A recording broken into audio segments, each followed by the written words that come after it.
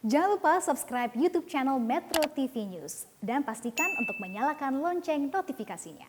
Kita lanjut Pak Andre Rosiade. Ya, terima kasih pimpinan, Bapak Haikal, ada Pak Demar, Pak Ari Bimo dan seluruh teman-teman sekalian. Lalu Pak Menteri, Pak Muhammad Lutfi dan jajaran. Pak Menteri, yang ingin saya sampaikan, pertama tentu kita akan bicara soal minyak goreng. Terus terang Pak, saya melihat dengan adanya Permendak nomor 11 tahun 2022 yang baru Bapak umumkan berapa hari yang lalu ya, saya melihat pemerintah kalah Pak. Ya, kalau saya berpendapat bahwa pemerintah kalah ya. Karena dari awal kita rapat terakhir di sini tanggal 31 Januari 2022 saya sudah mengingatkan berulang kali Pak Menteri, jangan sampai kebijakan Permendak nomor 6 tahun 2022 ini menjadi kebijakan macan kertas. Ya, tapi faktanya ya, kebijakan ini ternyata macan kertas. Kebijakan ini tidak bisa menyelesaikan ya permasalahan minyak goreng. Saya lihat memang Pak Menteri luar biasa berkeliling Indonesia mencek yang namanya stok minyak goreng. Dan memang faktanya Bapak datang minyak gorengnya ada Pak. Ya, bahkan di dapil saya di Padang itu Pak Wali Kota lapor sama saya, beliau menemani Bapak mau berkeliling pasar. Ya, memang ada. Tapi 3 jam setelah Bapak pulang dari pasar, itu stok langsung hilang Pak, langsung raib Pak. Itu kenyataannya. Nah, ini yang menjadi pertanyaan saya. Seharusnya kita Pak jangan kalah Pak. Nah, seharusnya Pak. Ya, tadi kalau kita mendengar paparan Bapak di situ tadi menyatakan bahwa misalnya Sumatera itu stok berlimpah. Nah, seharusnya Pak pemerintah itu dengan Permendak nomor 6 tahun 2022 tinggal memutuskan, hei Anda perusahaan produsen CPO, perusahaan A diwajibkan DMO dan DPO ke perusahaan minyak goreng A. Misalnya tanggung jawab untuk satu provinsi. Nah, kalau nggak jalan kita cek. Kalau CPO-nya nggak jalan, ya pemerintah bukan Bapak sendiri ya. Memang kewenangan Mendak terbatas. Pemerintah harus berani cabut HGU-nya pengusaha kelapa sawit itu. Ya, kalau tidak mengirimkan DMO dan DPO-nya ke perusahaan minyak goreng. Nah, perusahaan minyak goreng pun juga harus dicabut izinnya.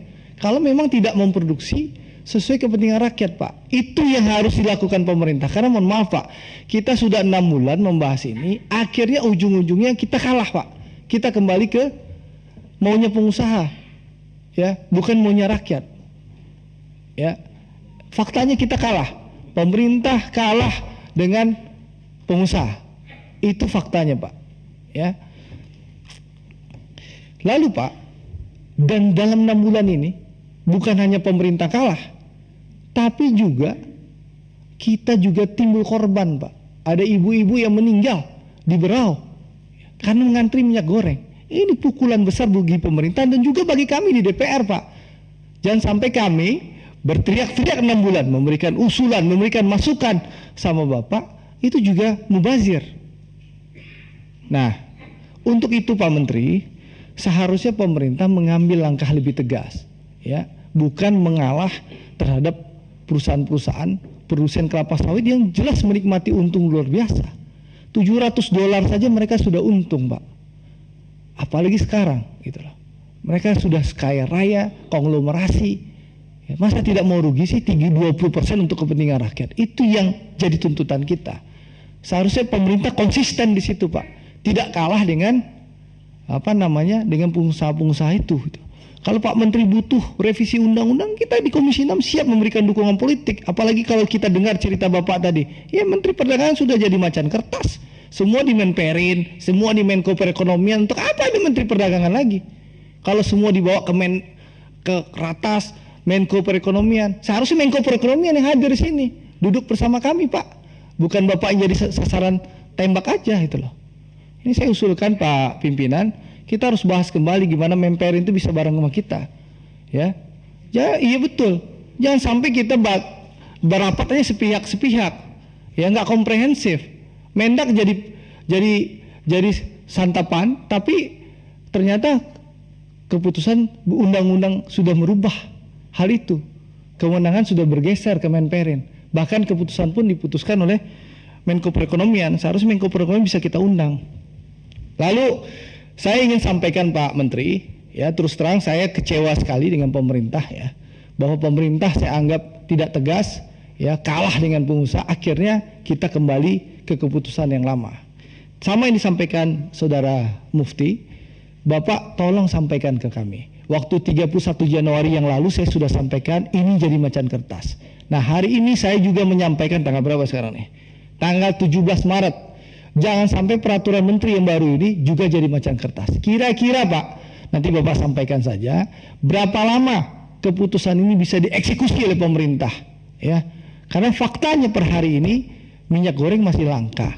Kalaupun ada, harganya gila-gilaan Pak, di atas 20.000 semua, ya. Jadi Bapak datang dengan Pak Kapolri barang ada, ya Bapak keliling barang ada. Itu pertama. Yang kedua Pak, saya ingin sampaikan ya soal yang namanya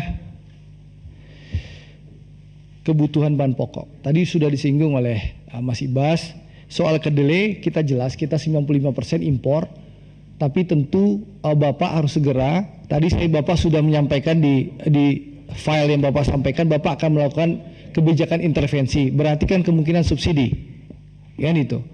Untuk itu Pak, segera peraturannya dieksekusi Pak, karena sekarang pengusaha, ya pengrajin tempe sudah berteriak, tidak mungkin lama-lama menunggu kebijakan intervensi pemerintah soal subsidi kedelai. Itu yang kedua. Yang ketiga, gandum pun seperti itu. Kita tahu, ya mungkin sekarang belum ada kenaikan luar biasa. Tapi suatu bulan, 2 bulan lagi dampak Ukraina dan Rusia itu pasti berdampak. Karena hampir 30% kan kita impor dari mereka. Nah tentu komunikasi, lobby Kementerian Perdagangan kepada Australia, Kanada, Amerika Serikat ya, dan negara-negara lain yang bisa menjadi sumber pasokan gandum kita itu harus dilakukan Pak. Jangan sampai nanti pas lebaran ya teman-teman protes. Harga gandum naik, roti naik, ya, mie instan naik, akhirnya yang kena Bapak lagi. Ini saya ingatkan karena ini 3 bulan lagi pasti akan berdampak Pak. Lalu saya ingin mengusulkan pimpinan, ini kan kita akan menghadapi reses, ya di masa bulan Ramadan. Saya usulkan kita bikin panja saja untuk mendampingi Kemendak. Ya, jangan sampai nanti di masa reses kita tidak bisa melakukan fungsi pengawasan kita Kemendak, agar kita bisa bersama-sama dengan Kementerian Perdagangan bisa memastikan harga bahan pokok sesuai dengan harapan, harga acuan, dan juga minyak goreng ini betul-betul ada dan hadir. Karena terus terang ini semuanya supaya rakyat tahu, produksi minyak goreng kita itu setahun 20 miliar liter atau 16 miliar liter Pak Menteri? Kita perlunya 1 tahun itu 5 juta. Ya, itu konsumsi kita. Ya. Kita konsumsi 5,7 miliar liter, baik industri maupun rumah tangga. Bahkan rumah tangga itu kalau tidak salah 327 juta liter.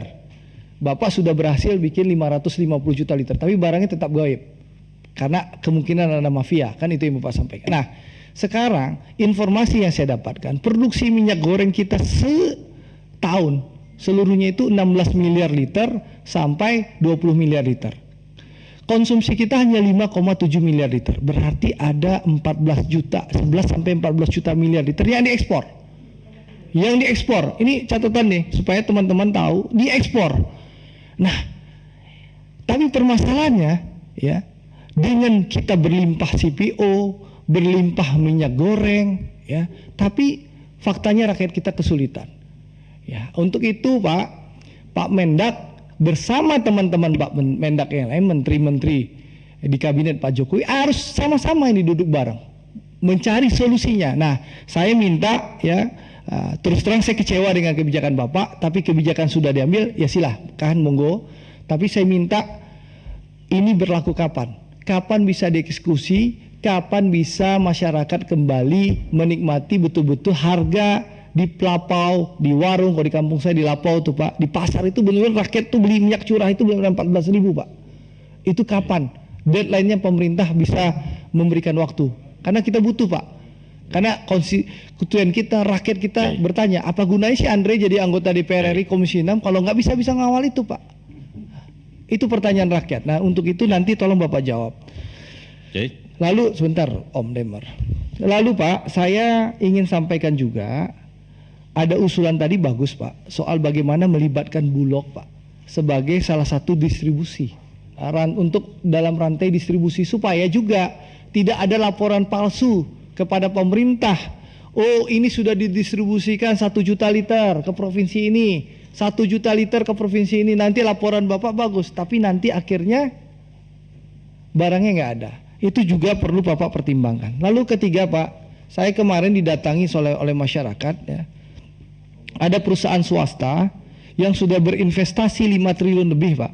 Kemarin Pak Wisnu sudah saya telepon ya, perusahaan swasta ini sudah berinvestasi 5 triliun lebih dalam rangka peningkatan produksi baja dalam memenuhi pasar dalam negeri. Tapi faktanya memang ya, meskipun Permendak 110 tahun 2018 sudah dicabut ya Pak. Yang waktu itu Pak Menteri belum jadi menteri, menteri sebelumnya habis sama saya duduk di kursi itu gara-gara impor baja ya. Nah, tapi faktanya baja section I dan H dari luar negeri, dari Cina, yang masuk ke Indonesia tetap harganya lebih murah. Sehingga industri dalam negeri kesulitan bersaing. Nah ini ada teman ini Pak, sudah mengajukan yang namanya safeguard ya ke Kementerian Perdagangan ya, tapi ditolak Pak dengan berbagai alasan. Nah untuk itu saya minta Bapak kaji ya, karena kalau ditolak tuh seharusnya di awal, tapi ternyata sudah berproses di ujung ditolak, dinyatakan cacat hukum dalam proses permohonan. Ini tolong Bapak pertimbangkan, jangan sampai industri baja dalam negeri kita mati karena kita membela impor dari Cina terus. Dan saya percaya Pak Muhammad Lutfi, abang saya ya, menteri yang punya nasionalisme, nggak takut dengan barang-barang impor Cina. Iya memang iya abang kita, memang fakta. Nah itu, jadi sekali lagi Pak Menteri ya, saya mau tidak mau terima kebijakan Bapak ya, tapi saya minta deadline-nya soal ini ya, karena tidak ada lagi ya, waktu kita untuk berdebat. Ini saatnya 14.000 itu terdeliver oleh rakyat. Bapak umumkan di kita, seluruh rakyat Indonesia menunggu deadline-nya kapan barang ini bisa ditemukan. Lalu yang kedua Pak, kalau Bapak memang undang-undang melemahkan Bapak ngomong sama kita perkuat Bapak, kita kasih peluru Bapak, gitu Pak. Itu penting Pak. Kita kasih Bapak peluru. Dan saya usulkan pimpinan Pak Haikal, kita bikin panja untuk mendampingi Pak Menteri. Kalau perlu masa reses kita kawal minyak goreng ini, jangan sampai langka, harganya juga jangan sampai mahal. Ya, gitu. Ya untuk kepentingan rakyat, kita tetap harus berkeliling. Itu penting kan, namanya juga wakil rakyat. Gitu loh. Jadi itu saja. Terima kasih ya pimpinan. Sekali lagi ya, kebijakan Bapak sudah diambil, terus terang saya kecewa Pak. Ya, karena kebijakan itu menunjukkan pemerintah kalah dengan pengusaha-pengusaha, pemerintah lemah dengan pengusaha-pengusaha, gitu loh. Meskipun Bapak nggak bisa cabut HGU, gitu loh. Terima kasih. Wassalamualaikum warahmatullahi wabarakatuh.